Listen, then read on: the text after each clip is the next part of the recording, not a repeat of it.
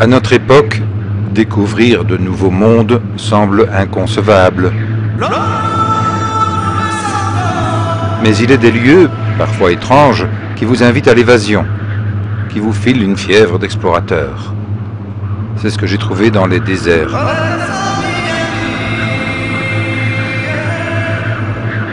Quand ai-je reçu mon baptême du désert? Je ne m'en souviens plus. Les romans de ma jeunesse ont rendu accessibles ces horizons lointains. Et pourtant, je n'étais pas destiné à devenir voyageur nomade. Des parents casaniers, la plage, la campagne, même pas un voyage scolaire. Aussi, je suis très heureux de partager avec vous ces quelques moments.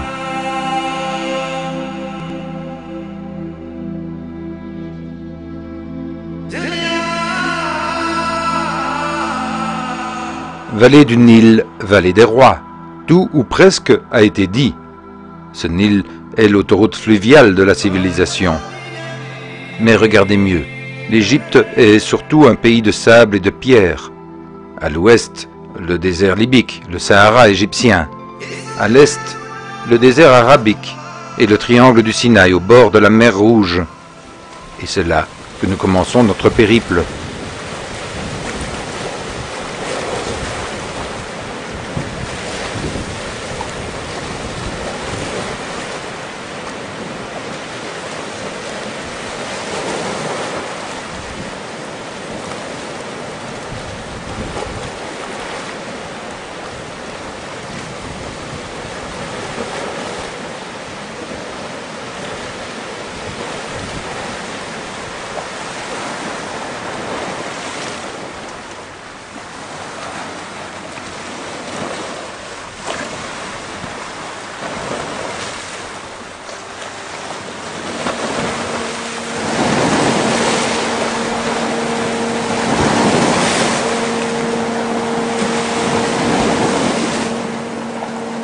Deux fois la Belgique en superficie, le Sinaï est l'un des plus ingrats déserts de la planète. Mais c'est aussi le grand corridor du Moyen-Orient, reliant l'Afrique et l'Asie.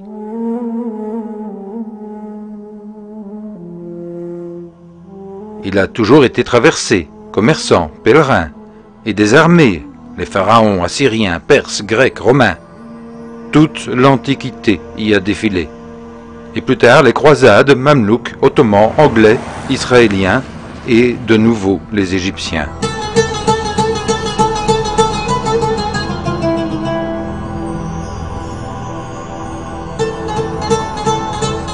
Une terre de conflit, d'exode, de trafic. Et ça commence très tôt.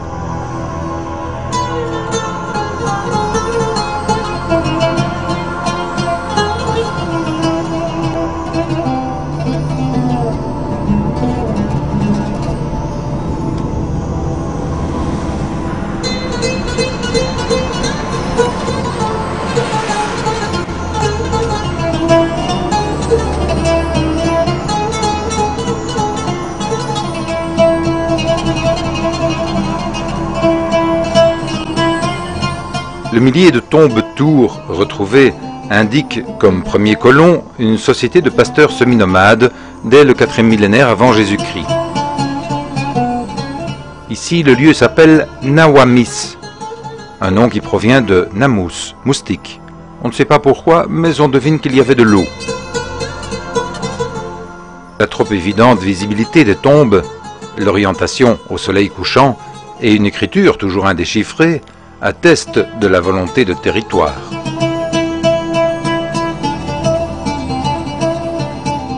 Dans l'Antiquité, le Sinaï, c'est le désert de Sin, une déesse lunaire. On y vénérait aussi Elion, le Très-Haut, un dieu solaire. Lune et soleil. Difficile de faire plus simple. Mais ça se complique avec Moïse.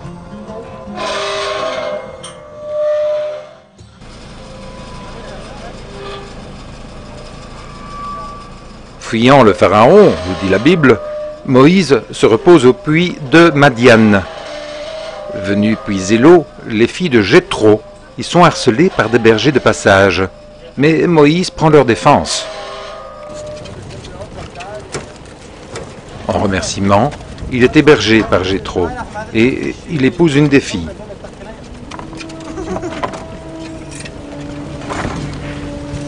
Ce n'est pas n'importe qui, ce Jéthro. Il est le grand prêtre du dieu solaire Elion.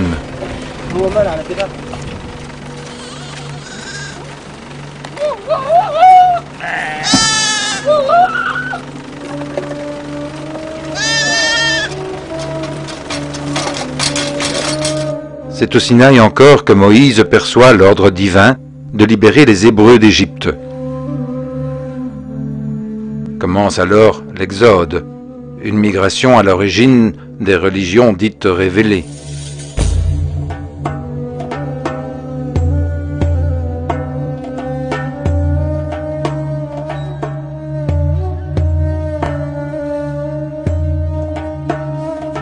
Elion, le Très-Haut, fait penser à Hélios ou Aton, dieu solaire personnifié. Et le fameux veau d'or pourrait bien être Hathor, déesse protectrice du Sinaï. Dans la montagne, un temple lui est consacré.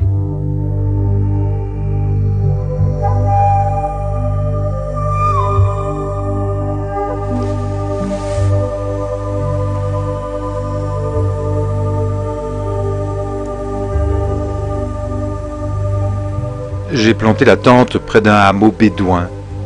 Les enfants sont curieux. Ils s'amusent de moi, mais timides. Ils n'osent pas trop s'approcher.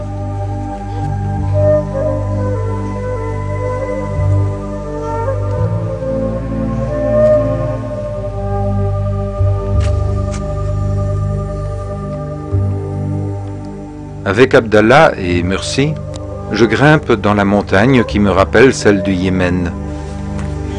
En réalité, je remonte le temps, vers l'Antiquité pharaonique et les mines de turquoise de Pharaon.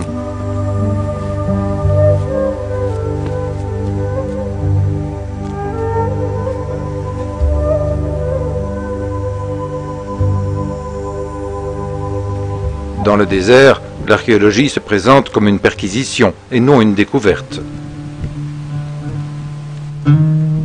Le temple de Serabit al-Khadem, la montagne du serviteur, est dédié à Hathor, dame de la turquoise, cette pierre vert bleu extraite ici pour la vallée du Nil. Quelques bédouins en font toujours commerce.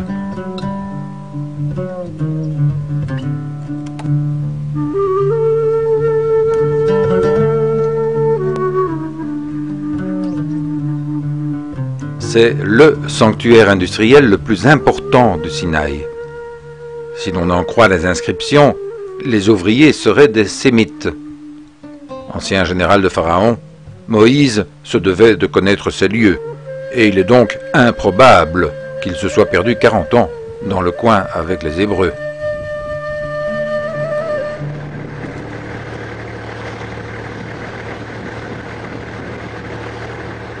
Serabit al-Khadem n'est pas la seule, loin de là, exploitation minière au pays de Pharaon.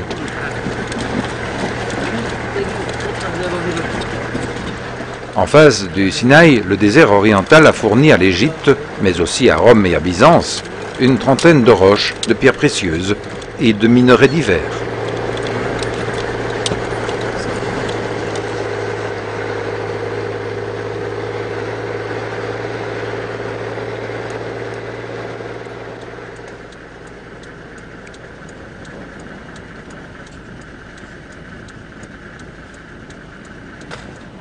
Le Wadi Hammamat est le plus court chemin entre le Nil et la mer Rouge.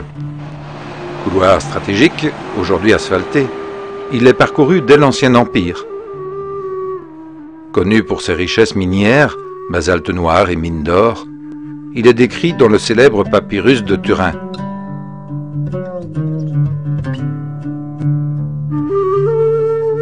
Ce wadi comporte un nombre impressionnant de graffitis et d'hiéroglyphes explicites.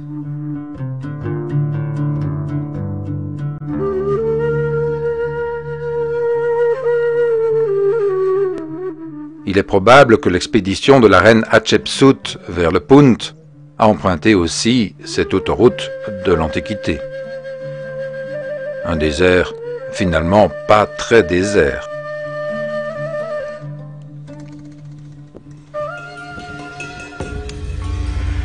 Ainsi exploitée au Nouvel Empire, mais rouverte par les Anglais 3500 ans plus tard, la mine d'or d'Al-Fawakher sera sabotée par eux lorsque Gamal Abdel Nasser nationalise le canal de Suez en 1956.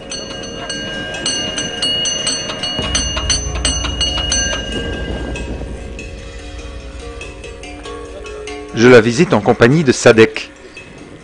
Son père travaillait ici, et Sadek ne le dira pas, mais quelques Égyptiens tentent encore de trouver un filon oublié.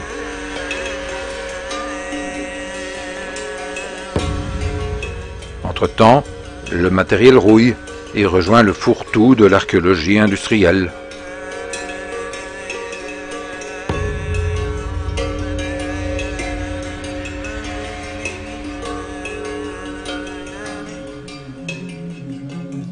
Au IVe siècle avant notre ère, les Ptolémées puis les Romains occupent l'Égypte. Et on pense qu'ils avaient, à Mons Claudianus et à Mons Porphyritis, leur centre pénitentiaire. Le premier était en tout cas une carrière de granit. Pour y aller, j'ai dû accepter une escorte armée, soi-disant pour raison de sécurité. Plus certainement pour le bakchiche.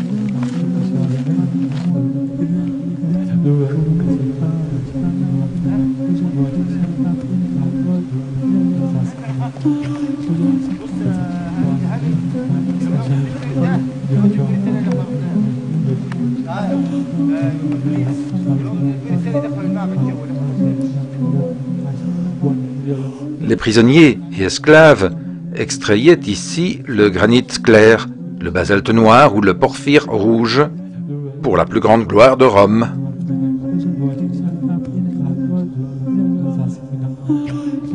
De ce porphyre, symbole impérial, nous vient l'expression « né dans la pourpre ». Une pierre assez rare aussi, pour qu'on donne le nom de noces de Porphyre à 33 ans de mariage.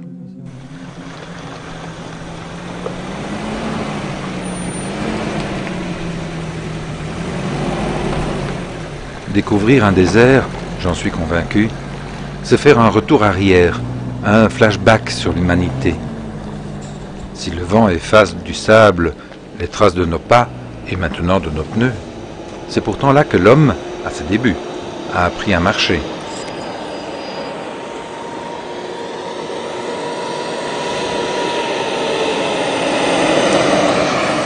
Le Wadi Al-Gamal tire son nom des chameaux qui semblent y vivre en liberté. Avec son écosystème bien diversifié et ses nombreux sites d'archéologie, il a reçu le titre de parc national d'Égypte. Et ce wadi abrite une des premières exploitations mondiales de l'émeraude. Exploitées dès le Moyen Empire, mais surtout aux périodes ptolémaïques et romaines, les mines ont gardé le nom de Cléopâtre, une reine réputée pour son amour immodéré de la verte émeraude.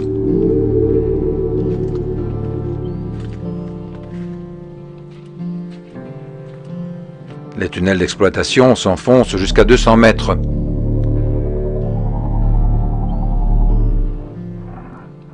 Creusés dans la roche, 2 mini-temples dédiés à Isis et Apollon.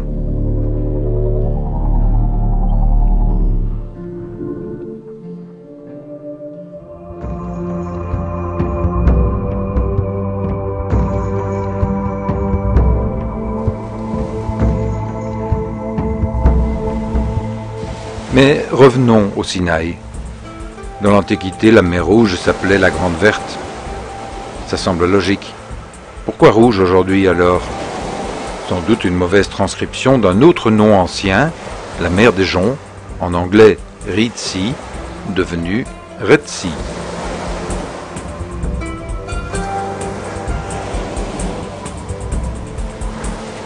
Au bout du golfe d'Aqaba, les croisés édifièrent cette forteresse stratégique, étape entre le Caire et Jérusalem. Mais le conquérant Saladin s'en est mêlé, et vous devinez la suite. Aujourd'hui, reconverti en hôtel, le château de Saladin est pris d'assaut par les touristes.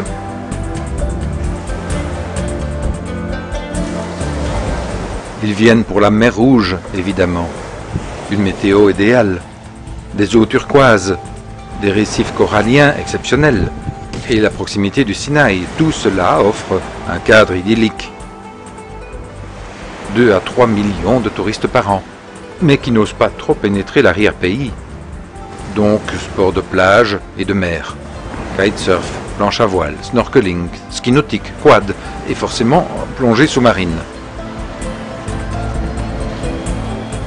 Et en bonus, quelques balades sur les chameaux des Bédouins, ce peuple à la marge.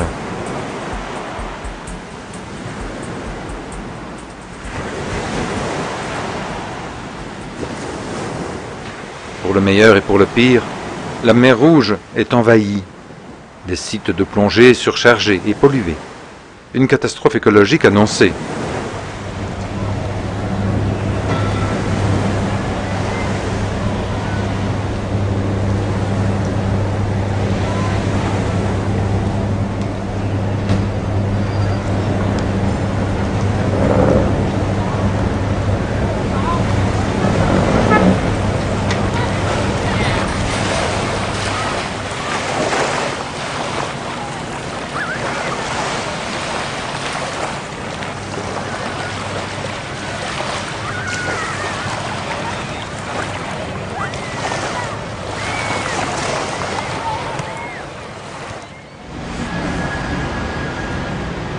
Sharm el-Sheikh et Hurghada sont les devantures modernes de l'Égypte.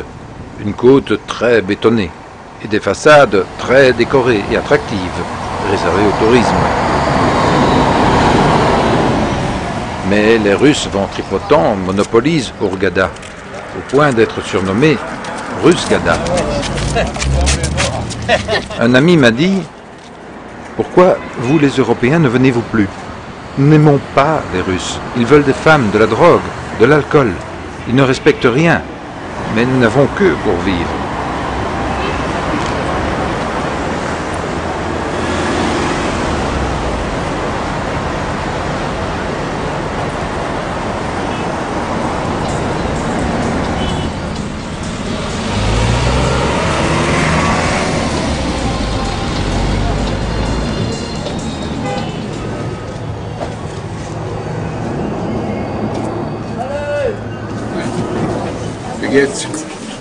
Dans un perfume shop, j'observe le manège des vendeurs et des touristes.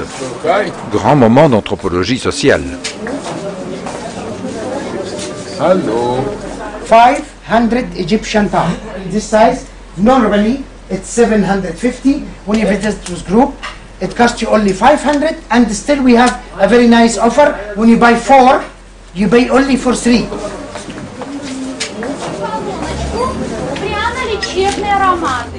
La visite est incluse dans le circuit. L'interprète russe se charge d'insister. Guide et chauffeur perçoivent une commission.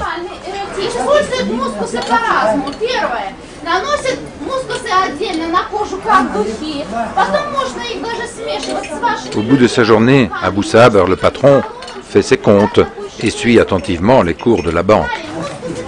I worked before, 20 years ago in black market. And now no black market in Egypt because the Egyptian government very, very clever, like me.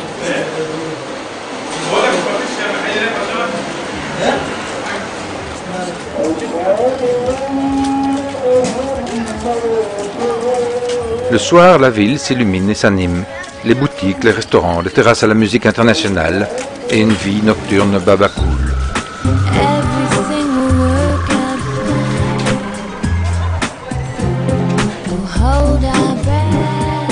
Mais je préfère m'encanailler dans les bouillis-bouillis et passer un moment de thé narguilé au bagamon avec ces Égyptiens vrais, amicaux et surtout naturels.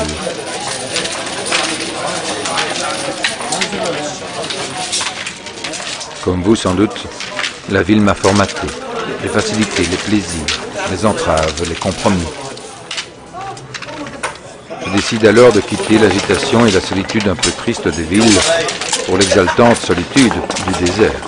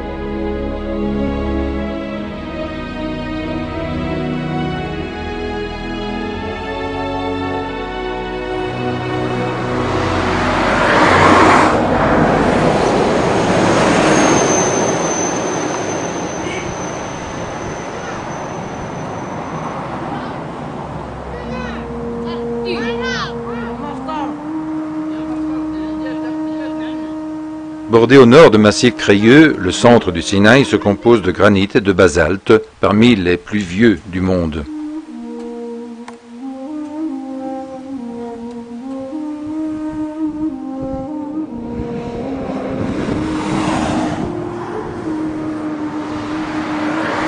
L'empreinte volcanique domine, ça et là, sur des paysages incendiés ou colorés.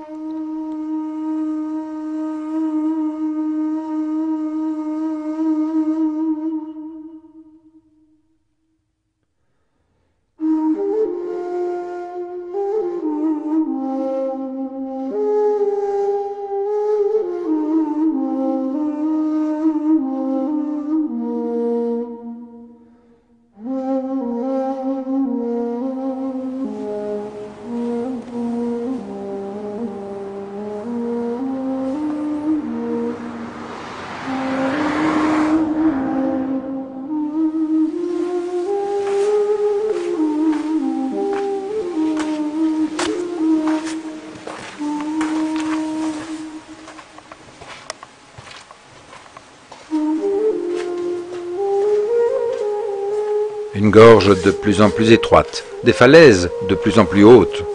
C'est un peu angoissant.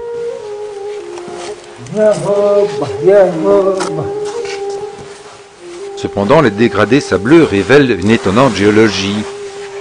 C'est le canyon le plus coloré du Sinaï.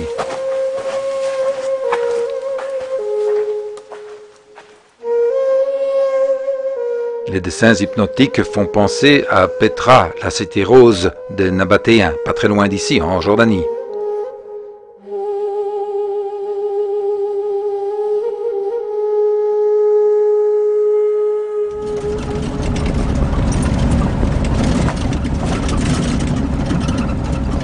Omar connaît le Sinaï par cœur.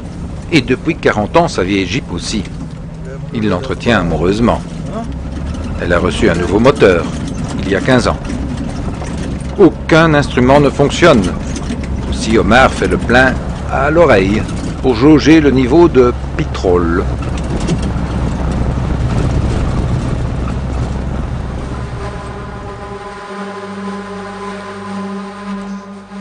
Le cœur du Sinaï a vu l'artiste Jean Verham taguer, sans se faire gronder, les rochers en bleu. Bleu turquoise, la pierre fétiche. La couleur de la paix, disait-il. Peut-être a-t-il voulu modifier l'art du paysage.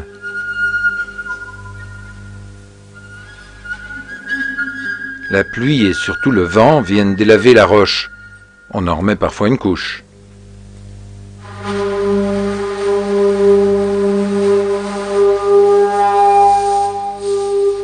Omar est membre des Jebelia, ceux de la montagne, une tribu bédouine qui descendrait des maçons et soldats chargés, au VIe siècle, par l'empereur Justinien de construire et protéger un monastère byzantin fortifié.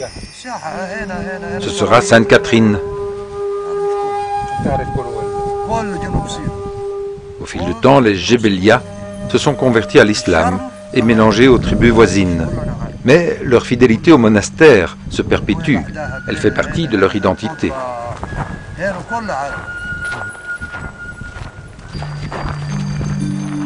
Parmi les amis d'Omar, il y a Ahmed, le toubib de Jebelia. Ils viennent tous dans sa pharmacie.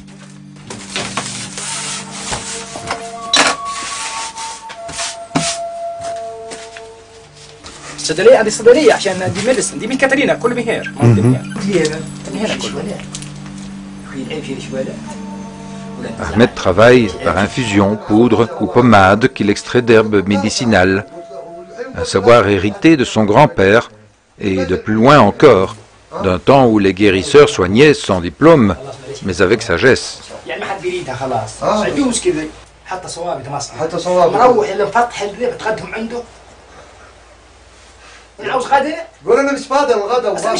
Connu hors des frontières du Sinaï, Ahmed enseigne volontiers son art. et partage ses connaissances. Il entretient aussi les jardins autour des sources d'eau que cache la montagne.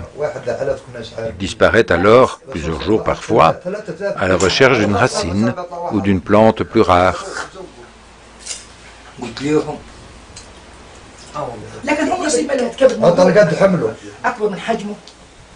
Omar et Ahmed m'affirment tout connaître du Sinaï. Je les crois volontiers.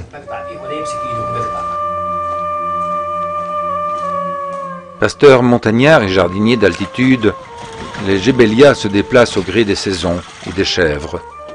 Ils connaissent parfaitement leur territoire. Ils en savent les puits familiaux et les points d'eau secrets.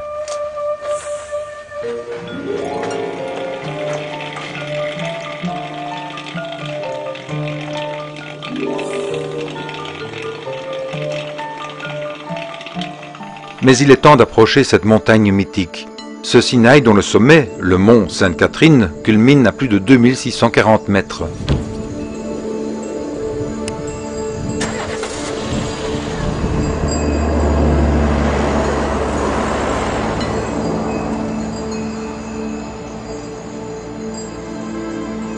Très peuplée dès l'âge du fer déjà, la zone est occupée actuellement par 4000 Jebélias.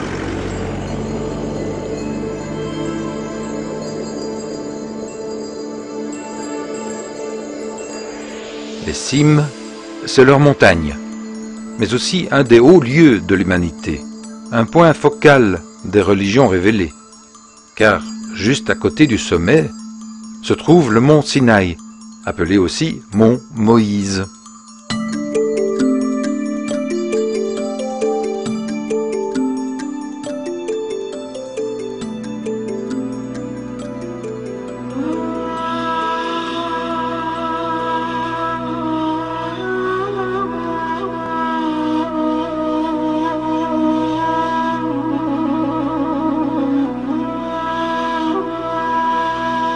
Le cœur vivant du Sinaï est Sainte-Catherine, une forteresse religieuse construite sous le sommet où des moines découvrirent le corps de cette martyre d'Alexandrie. Depuis 15 siècles, la vie monacale ne s'y est jamais interrompue. Record du monde. Une vingtaine de moines orthodoxes grecs y résident.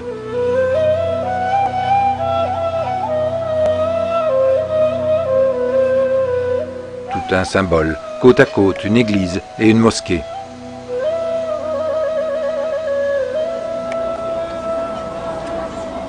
Il y a du mystère ici, du temps du prophète Mahomet, de l'empereur Napoléon, de l'État égyptien et des Nations Unies. Cette enclave s'est toujours vue accorder un statut d'inviolabilité, un havre de paix.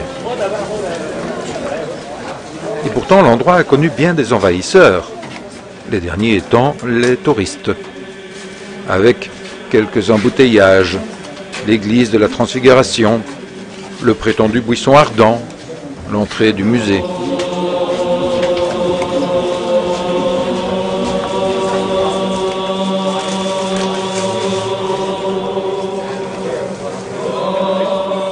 Mais les moines se cachent.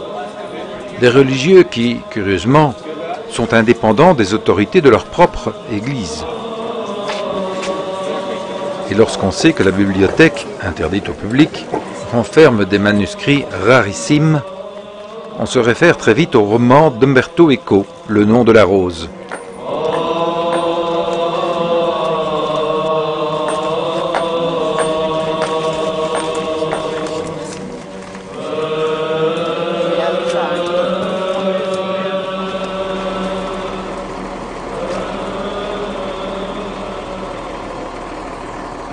Clairement, le Sinaï est un monde bédouin. Environ 70 000 au total, répartis en 8 tribus principales. Venues avec la conquête arabe vers 600 de notre ère, elles se revendiquent, sauf une, les Jebélias, d'une ascendance yéménite. Le bédouin perpétue l'amour du désert. Il en tire vitalité, audace et liberté, et un mode de vie au code de loyauté et d'hospitalité très rigoureux. Pour lui, La frontière n'est pas un obstacle, mais une entrave. Et son problème n'est d'ailleurs pas la sédentarité, mais la civilisation, car elle implique la soumission. Et ça ne passe pas. Franchir les contours de l'horizon est une rébellion qui grandit l'homme.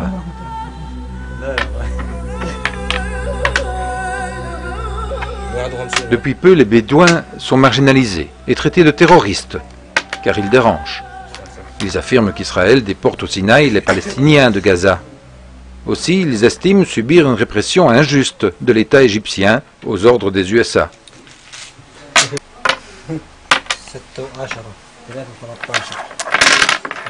Si les sédentaires rédigent les frontières et écrivent l'histoire, les nomades aspirent à la liberté en géographie.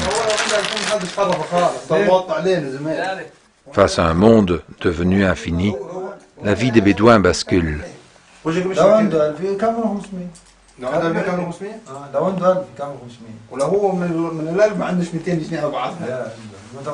Au village bédouin qui dépend de Sainte-Catherine, Cheikh Fatih Haïd me reçoit chez lui. Après le repas traditionnel, il me parle des nouvelles difficultés. Avant, les relations tribales étaient fortes. Une vie simple, des choix faciles, chèvres, chameaux ou vergers. Maintenant, les jeunes ont accès à plus de savoir, lire, écrire, parler d'autres langues, mais cela les rend vulnérables. S'il y a plus de choix, il y a aussi plus de complications, et une vie de stress et d'argent. Bien choisir, faire le bon choix, les jeunes ne peuvent plus. Tout n'est pas forcément à rejeter. Par exemple, le travail dans le tourisme, ça oblige à connaître les coutumes, à porter le kéfié et la galabéia, à décorer le chameau, car les touristes ne veulent ni t-shirt, ni téléphone, ni écouteurs dans les oreilles.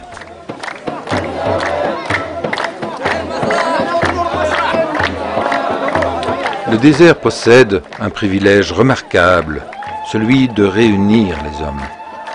Je suis invité à un mariage bédouin, plus de 300 convives. On boit beaucoup de thé, on fume, on papote. Puis le repas, un délicieux mouton au riz parfumé. Mon voisin attrape les plus beaux morceaux et les dépose devant moi. Hospitalité. Et encore du thé, toujours trop sucré.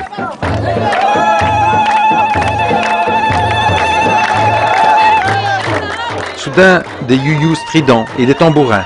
Les femmes sortent de la tente d'à côté.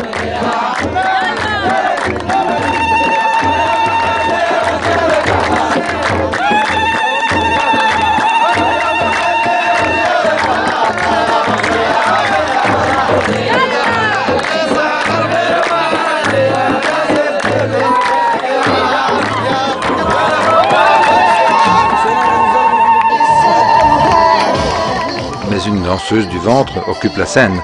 Rien de bédouin là-dedans. Une concession à la modernité. Les bédouins ziotent, les bédouines retournent sous la tente. Elles n'en ressortent que pour l'orchestre traditionnel.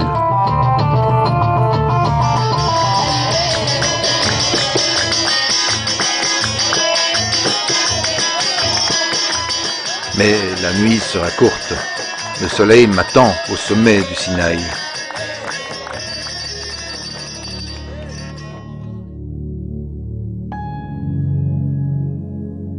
Sin, dieu lunaire, abandonne l'espace pour laisser poindre Elion.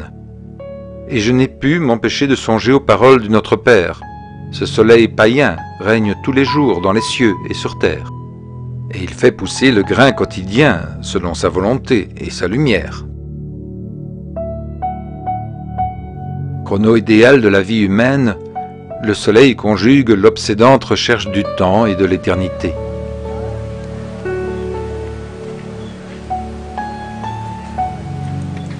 Selon la Bible, Moïse a gravi 3 fois la montagne. Le pèlerinage est adapté aux marcheurs modernes. Une ascension épuisante quand même. 700 mètres de dénivelé et les 700 dernières marches, très inégales, les plus pénibles. Au début, on bavarde, on échange. Mais très vite, le silence est le bienvenu.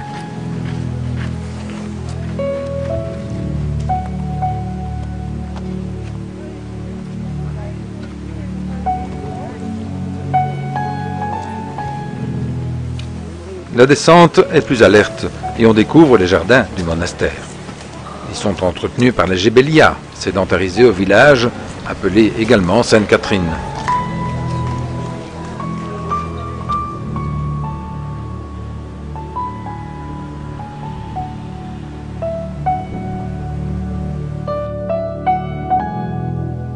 Pendant 15 siècles, les Gébélias ont défendu les moines grecs. Aujourd'hui, ils les protègent du tourisme, mais ils en vivent aussi. Pour en parler, je rencontre Moussa, le responsable de la confédération tribale Sheikh Sina. Pourquoi cette coalition? Bedouin life before you live it in the desert, and some in the mountain. Now different. Everybody have it houses with stones.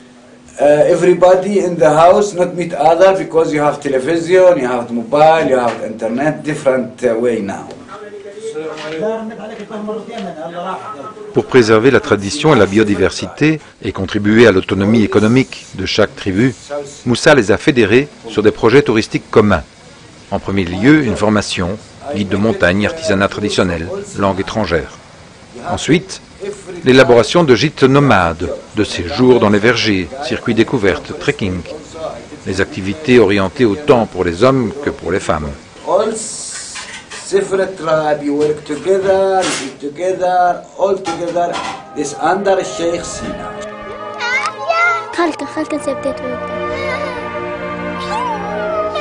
Depuis 2013, avec l'insécurité liée à la révocation du président Morsi, Sainte-Catherine a fermé ses portes. Moussa et ses Bédouins n'ont plus de travail.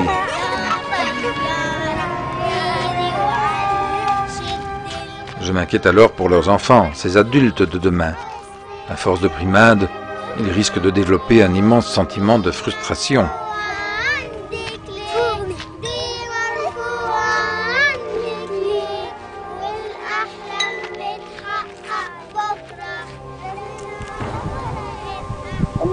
Le tourisme vit avant tout de la paix, de la liberté de circuler et de la diversité de l'environnement. Ici, la nature est splendide, mais à préserver. La liberté de circuler s'exprime dans le nomadisme, en danger de survie culturelle, une disparition qui serait une perte pour l'humanité.